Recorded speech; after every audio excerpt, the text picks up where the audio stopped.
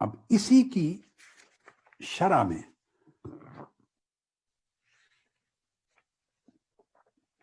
چار حدیث نبوی کے جملے عرض کرتا ہوں اسی نقطے کو فردر ایکسپلین کرنے کے لیے۔ پہلی حدیث صحیح مسلم کی ہے،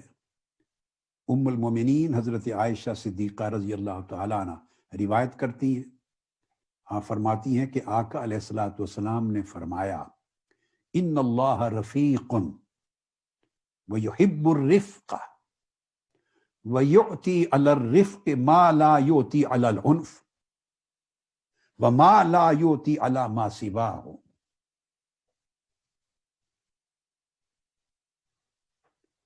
آج ہمارے امریکہ کے بہت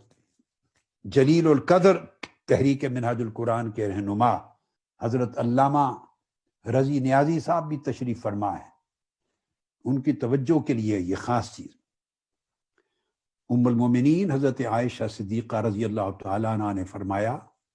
اور آپ جو رفقا بیٹھے ہیں تحریک منہاج القرآن کے یہ لفظ سنیں، فرمایا ان اللہ رفیق، کہ اللہ تعالی رفیق ہے۔ کیا لفظ فرمایا؟ اللہ تعالی، بولیے، رفیق ہے، یعنی اللہ تعالی بڑی نرمی اور ملاطفت، لطف و کرم والا ہے۔ یہ میرے سامنے حضرت بابا جی درویش افغانستان مزار شریف اور بلخ بخارا کے صوفیاء کو لے کے آئے ہیں اور سامنے بیٹھے ہیں، انہیں بھی خوش آمدید کہتا، افغانستان سے آئے ہیں، یہ ان کا اپنا گھر ہے۔ فرمایا اللہ پاک بڑی نرمی اور بڑی ملاطفت یعنی لطف اور شفقت والا ہے، اور اسی طرح نرمی اور ملاطفت سے محبت کرتا ہے، یعنی جس شخص میں نرمی ہو، جس کی طبیعت میں، اس سے محبت کرتا ہے۔ اور پھر فرمایا، یہ حدیث جو متفق علیہ ہے بخاری اور مسلم کی، فرمایا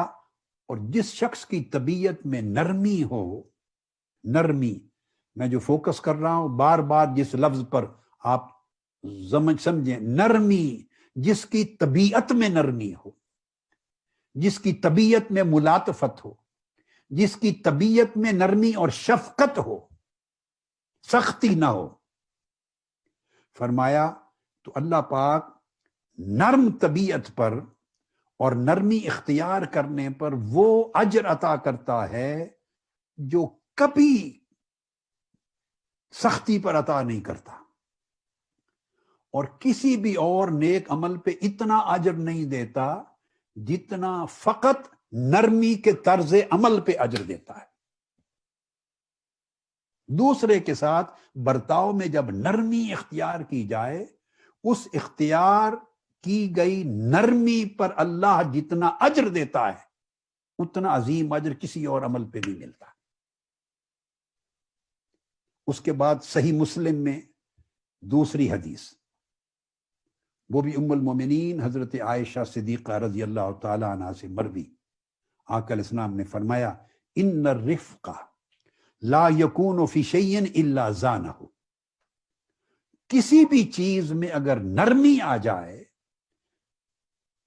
کسی عمل میں، کسی طرز عمل میں، کسی کنڈکٹ میں، کسی بیہیویئر میں، کسی معاملے میں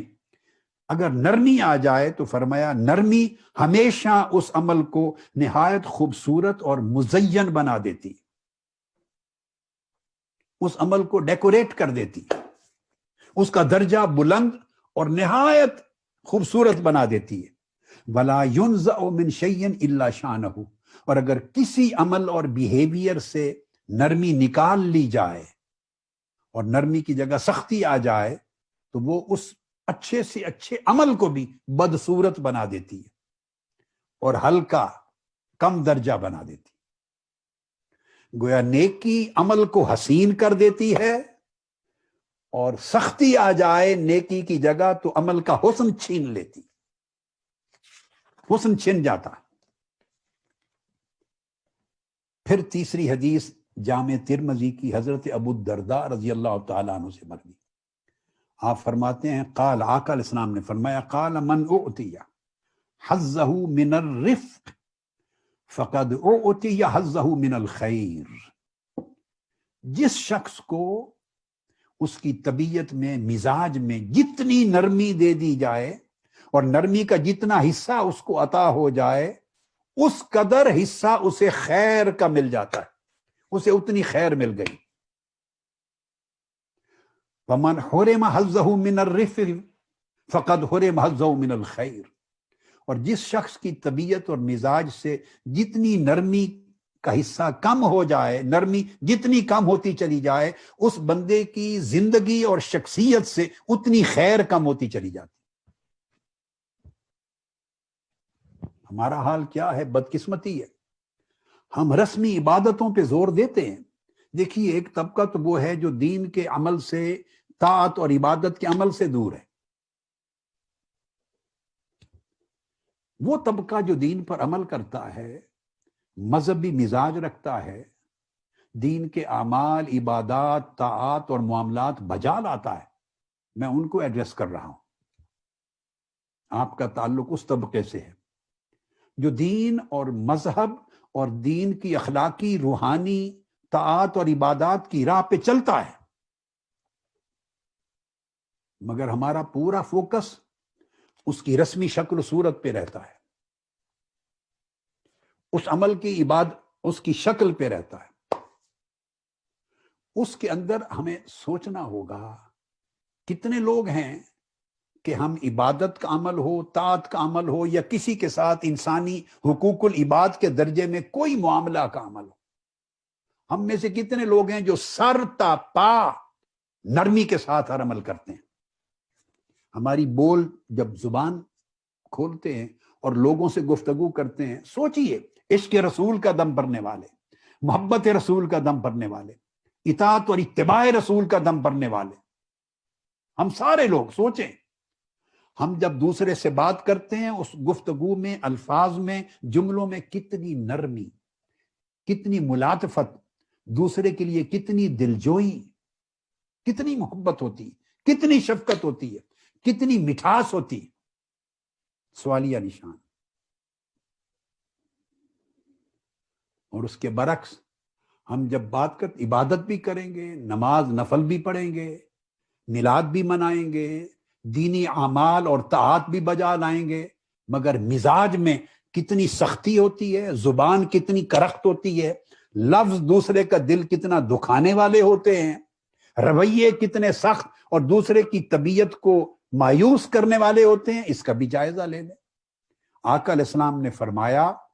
کہ جس شخص کی طبیعت میں، مزاج میں، برتاؤ میں، عمل میں، لفظوں میں، اس کی بولی میں، لب و لہجے میں، دوسرے سے جب بات کرتا ہے لب و لہجے میں جتنی نرمی، شفقت، محبت، ملاطفت بڑھتی چلی جائے، اس کی زندگی میں خیر کا اتنا حصہ بڑھتا چلا جاتا ہے۔ اور جتنی نرمی کم ہوتی چلی جائے، سخت لب و لہجہ، سخت انداز گفتگو، سخت برتاؤ، سخت رویہ جتنا بڑھتا چلا جائے، اتنی خیر کم ہوتی چلی جاتی۔ اب آپ خود جائزہ لے لیں، جب خیر بڑھے گی تو اس کا مطلب ہے شر کا حصہ کم ہوگا، اور جب خیر کم ہوگی تو اس کا مطلب ہے اس میں شر کا حصہ بڑھتا چلا جائے گا۔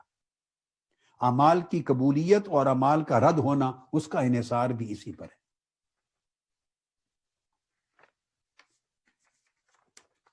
یہ میں نے جو بیسک اصول عرض کیے ہیں آقا علیہ السلام کی سیرت طیبہ اور قرآن مجید کے ذریعے ان کی تفہیم و توضیح، یہ ہے آج کی پوری گفتگو کا فوکس۔ اب یہ سمجھیں ایک تمہید ہے، ایک فاؤنڈیشن ہے